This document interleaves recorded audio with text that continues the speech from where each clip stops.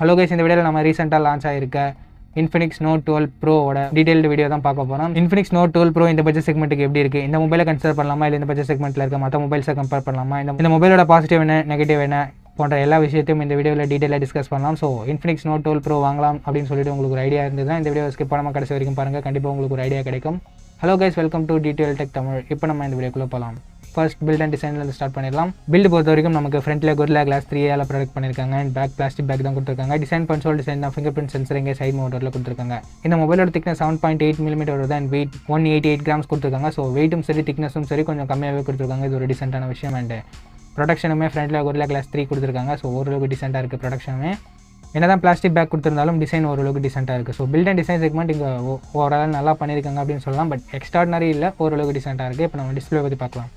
Display இங்கே 6.7 inches AMOLED display கொடுத்துருக்காங்க. But refresh rating 60 Hz மட்டும் தான் இருக்குது. ஆஸ்பெக்ட் ரேஷியோ 20:9 கொடுத்துருக்காங்க. Pixel density 393 pixel per inch இருக்குது. And touch sampling rate 180 Hz இருக்குது. ஸோ நமக்கு இது கேமிங் விளையாடும்போது கண்டிப்பாக யூஸ்ஃபுல்லாக இருக்கும். ஓகே, டிஸ்பிளே பொறுத்த வரைக்கும் அபோவ் ஆவரேஜ் டிஸ்பிளே அப்படின்னு நம்ம சொல்லலாம். ஏன்னா அங்கே AMOLED 90 Hz கொடுத்துருந்துருக்கணும் இந்த ப்ரைசிங் செக்மெண்ட்டுக்கு. ஓகே, 60 Hz AMOLED மட்டுமே கொடுத்துருக்கிறதால டிஸ்பிளே அவ்வளோ இம்ப்ரெசிவாக இல்லை, ஓரளவுக்கு டிசென்ட்டாக தான் இருக்குது அப்படின்னு நம்ம சொல்லியாகணும். இப்போ நம்ம கேமராஸ் பற்றி பார்க்கலாம்.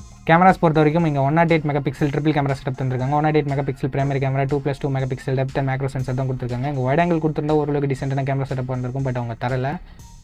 It's okay. And selfie camera இங்கே 16 MP கொடுத்துருக்காங்க. இது யூஸ் பண்ணி நம்மளால் 2K வீடியோ டைப் பேஸில் ஷூட் பண்ணிக்க முடியும். ரியர் சைட்லேயும் நம்மளால் 2K வீடியோ மட்டும் தான் எடுக்க முடியும். இது ஒரு சின்ன நெகட்டிவாக தான் இருக்குது. 4K வீடியோ கொடுத்துருந்தா ஓரளவுக்கு டிசென்ட்டான ஆப்ஷனாக இருந்திருக்கும். வைட் ஆங்கிளும் கொடுக்கல அண்ட் 4K வீடியோவும் இல்லாதது ஒரு பெரிய நெகட்டிவாக தான் இருக்குது கேமரா செக்மெண்ட்டை பொறுத்த வரைக்கும். ஸோ கேமராஸ் இந்த பட்ஜெட் செக்மெண்ட்டில் ரெக்கமெண்டபிள் இல்லை. இதை விட பெஸ்ட்டான கேமராஸ் நம்ம ஆல்ரெடி இருக்குது இந்த பட்ஜெட் செக்மெண்ட்டில். இப்போ நம்ம பெர்ஃபார்மன்ஸ் பற்றி பார்த்துடலாம். இந்த மொபைல் நமக்கு Android 12 தான் லான்ச் பண்ணியிருக்காங்க. அண்ட் MediaTek Dimensity 810 ப்ராசஸர் கொடுத்துருக்காங்க. GPU Mali G57 MC2 GPUவும் இருக்குது. ஓகே, ஓரளவுக்கு டிசென்ட்டான பெர்ஃபார்மன்ஸ் இந்த ப்ராசஸர்லேருந்து எதிர்பார்க்கலாம். ஒரு கேமிங் மொபைல் தேவைன்னா இதை நீங்கள் கன்சிடர் பண்ணி பார்க்கலாம். பட் இதை விட பெஸ்ட்டான கேமிங் மொபைல்ஸ் இந்த பட்ஜெட் செக்மெண்ட்டில் இருக்குது.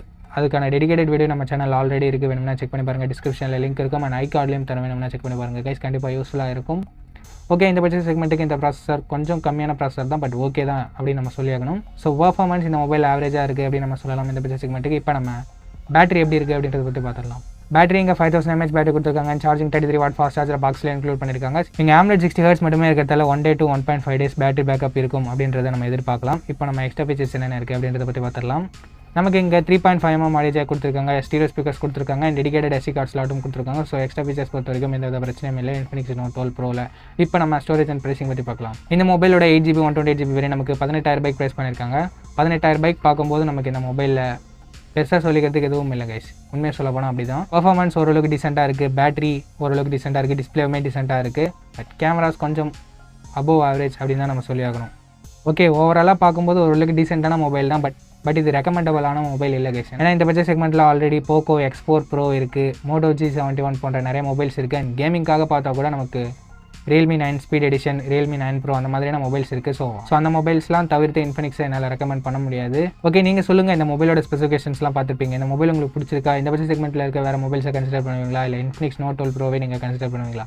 உங்களோட வேல்யூபிள் தாட்ஸை கீழே கமெண்ட் செக்ஷனில் சொல்லுங்கள். அவ்வளோதான் இந்த வீடியோ உங்களுக்கு பிடிச்சிருக்கோம். நம்ம அப்படி பிடிச்சிருந்தா லைக் பண்ணுங்கள். இன்ஃபர்மேட்டிவ்ஸ் உங்கள் ஃப்ரெண்ட்ஸ் கூட ஷேர் பண்ணுங்கள். நம்ம சேனலை சப்ஸ்கிரைப் பண்ணி பெல் ஐகான் ப்ரெஸ் பண்ணி ஆல் கொடுத்துக்கோங்க. அப்படி பண்ணிங்கன்னா இது மாதிரியான வீடியோஸ் டெய்லி ஈவினிங் 4 o'clock நீங்கள் மிஸ் பண்ணாமல் பார்க்கலாம். நெக்ஸ்ட் வீடியோவில் பார்ப்போம். Think positive, be positive.